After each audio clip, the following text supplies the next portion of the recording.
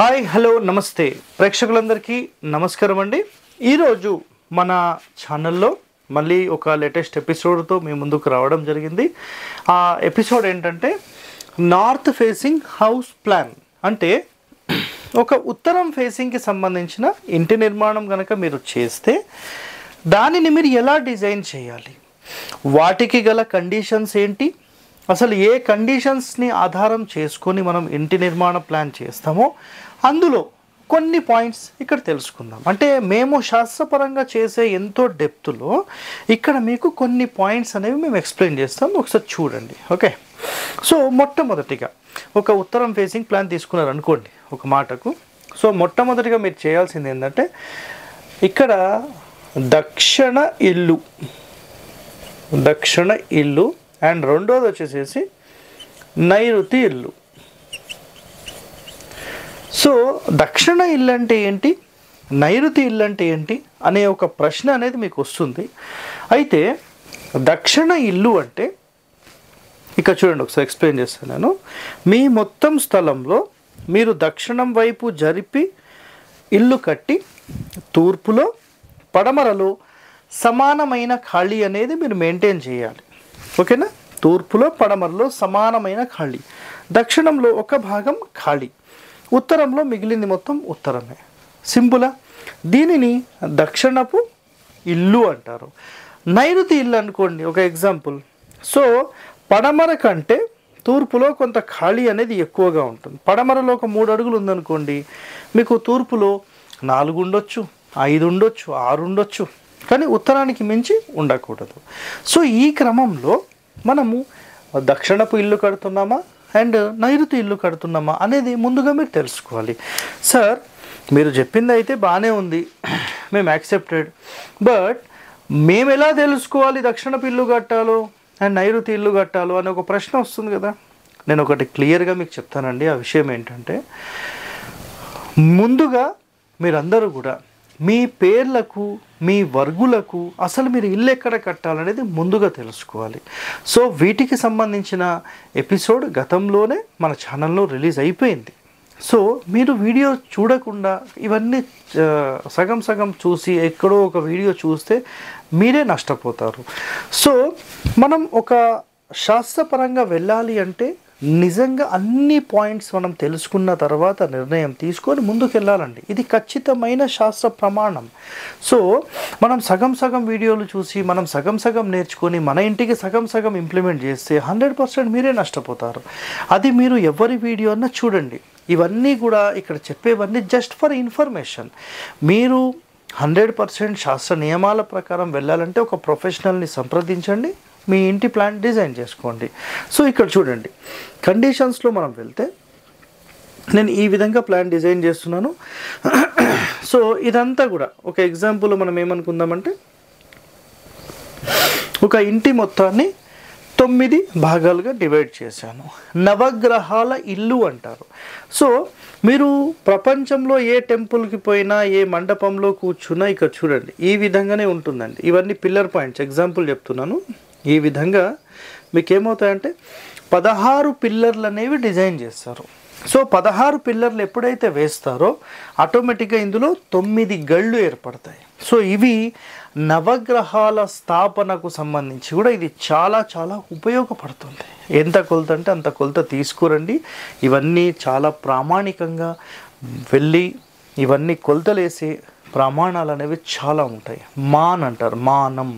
So అలాంటి మానం ప్రకారం వీటికి సంబంధించిన కొలతలు వేస్తారు.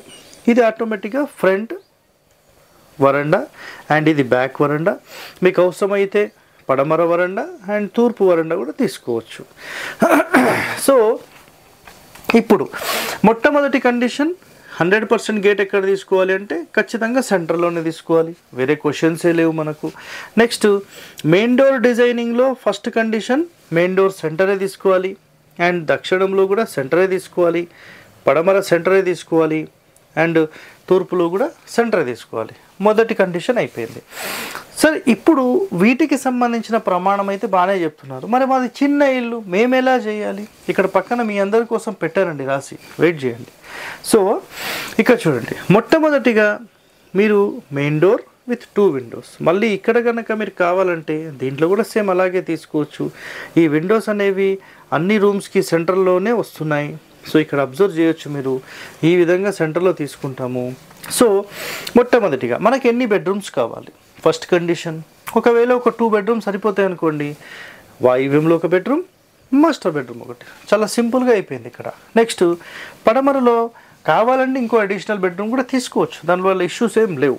అయితే మీరు బయట టాయిలెట్స్ పెడతారా, ఇట్లా బయట పెడతారా, లేదు లోపల అనుకోండి, ఈ మధ్య డోర్కి వదిలేసేసి ఇక్కడ ఒక టాయిలెట్ అండ్ ఇక్కడ ఒక టాయిలెట్, అవసరమైతే ఇక్కడ వరకు తీసుకొని ఇది డ్రెస్సింగ్ కూడా చేసుకోవచ్చు. ఇది డి అండ్ ఇది టీ, ఓకేనా? ఇక్కడ ఒక టాయిలెట్, ఇక్కడ ఒక టాయిలెట్. సో వీటికి సంబంధించి సెంట్రల్ లైన్ క్లియరెన్స్ అయిపోయింది.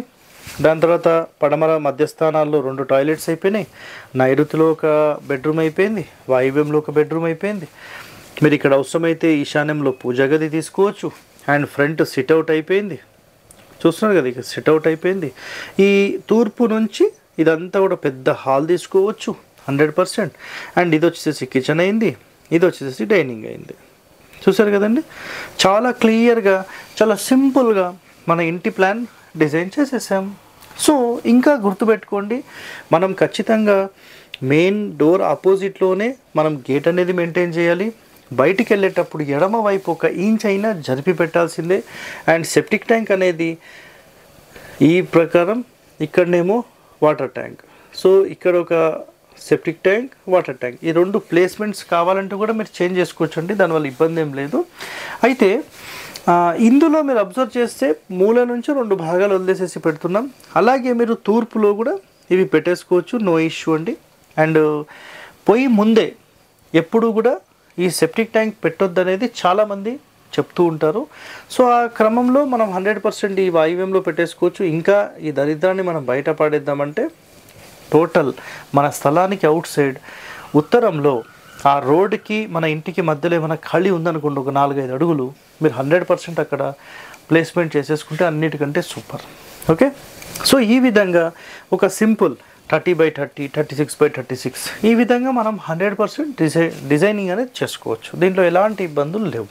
రైట్, ఇప్పుడు సార్ మాది చిన్న స్థలం, మరి మేమేం చేయాలన్నప్పుడు మీ అందరి కోసం చూడండి, సేమ్ ప్లాన్ ఇక్కడ గీస్తానండి, చేంజెస్ ఏమీ ఉండవు. సో ఇక్కడ చేంజ్ ఏముంటుందంటే, ఇక్కడ 3 బాక్సెస్ లాగా తీసుకున్నాం, అంటే 9 గళ్ళు వచ్చాయి కదా, ఇందులో కేవలం 6 మాత్రమే వస్తాయండి. ఇక్కడ అబ్జర్వ్ చేయండి. సో ఇది మధ్య సూత్రం అయితే, మధ్య సూత్రంలో గోడ కట్టుద్దు కాబట్టి కొంచెం పక్కకు తీసుకుంటున్నాం, 1 అడుగు, 1.5 అడుగులు, 2 అడుగులు పక్కకు తీసుకుంటాం.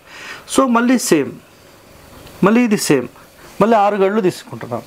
తీసుకున్న తర్వాత ఇది ఆటోమేటిక్గా మాస్టర్ బెడ్రూమ్ అయిపోయింది, ఇది ఆటోమేటిక్గా కిచెన్ అయిపోయింది. సో అప్పుడు ఈ రూమ్కి సంబంధించిన సెంటర్ డోర్ ఇక్కడ తీసుకొని, కిచెన్కి ఇక్కడ డోర్, ఇక్కడ ఆర్చ్ తీసుకుంటే ఇది సిట్అవుట్, ఇది హాలు, ఇది ఒక బెడ్రూమ్, అండ్ ఇక్కడ ఒక టాయిలెట్, ఇక్కడ ఒక టాయిలెట్, ఈ బ్రహ్మస్థానం మళ్ళీ క్లియర్ చేసుకోవాలి. సో ఈ విధంగా 1 బెడ్రూమ్, 2 బెడ్రూమ్స్, చిన్న సిట్అవుట్, ఇది హాల్, ఇది మన కిచెన్, అండ్ మెయిన్ డోర్ నుంచి ఎండ్ వరకు క్లియర్ ఓపెనింగ్. సో ఈ విధంగా తీసుకోవచ్చు. లేదు సార్ మాకు ఇట్లా కాకుండా ఇంకో రకంగా అంటే, కరెక్ట్ సెంటర్ డోర్ అంటే సెంటర్ లైన్ ఎక్కడ వస్తుందో అక్కడనే డోర్ పెట్టేసేసి ఇక్కడ పెట్టుకోవచ్చు.